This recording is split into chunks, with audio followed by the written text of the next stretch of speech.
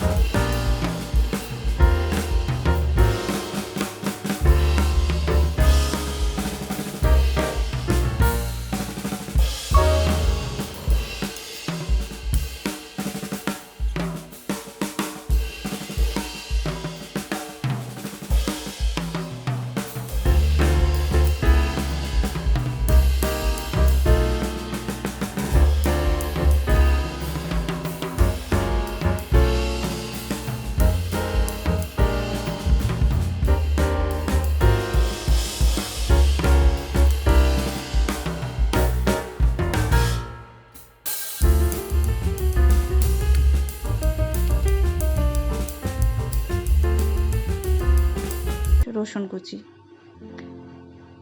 যেই কড়াইতে চিকেনগুলো ভেজেছিলাম সেই কড়াই থেকে কিছুটা পরিমাণ তেল তুলে নিয়ে তার মধ্যে দিয়ে দিচ্ছি আদা কুচি আর রসুন কুচি।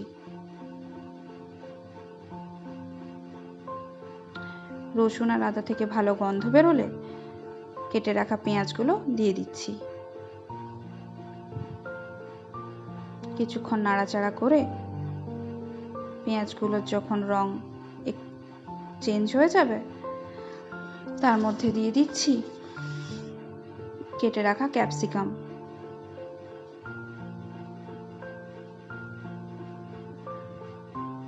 ক্যাপসিকাম আর পেঁয়াজ কিছুক্ষণ ভালো করে নাড়াচাড়া করতে হবে। তারপর এর মধ্যে দিয়ে দিচ্ছি চেরা কাঁচা লঙ্কা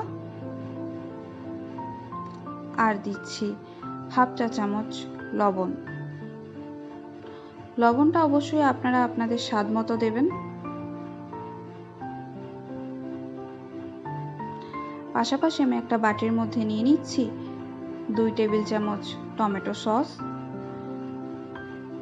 1 টেবিল চামচ রেড চিলি সস, 2 টেবিল চামচ সয়া সস, 1 টেবিল চামচ ভিনিগার। কিছুটা পরিমাণ জল দিয়ে আমি ওগুলোকে ভালো করে গুলিয়ে নেব।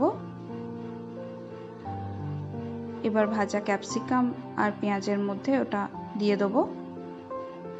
কিছুক্ষণ ভালো করে নাড়াচাড়া করার পর ওর মধ্যে দিয়ে দেবো 1 টেবিল চামচ চিনি,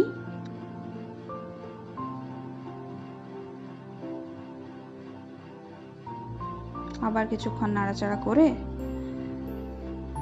তার মধ্যে দিয়ে দেবো ভেজে রাখা চিকেনগুলো। এবার চিকেনগুলো গ্রেভির সঙ্গে ভালো করে মিশিয়ে নেব।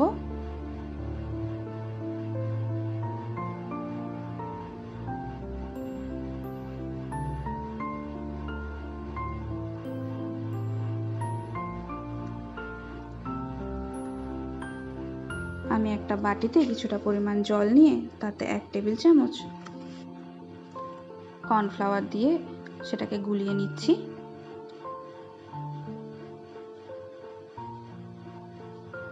গুলিয়ে রাখা কর্নফ্লাওয়ার আমি এবার কড়াইতে দিয়ে দেবো।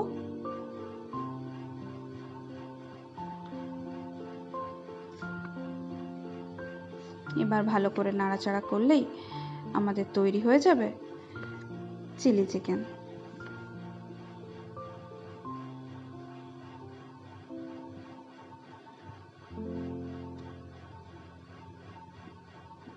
আমাদের তৈরি হয়ে গেছে চিলি চিকেন।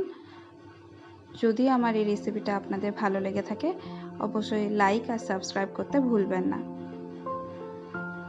ধন্যবাদ।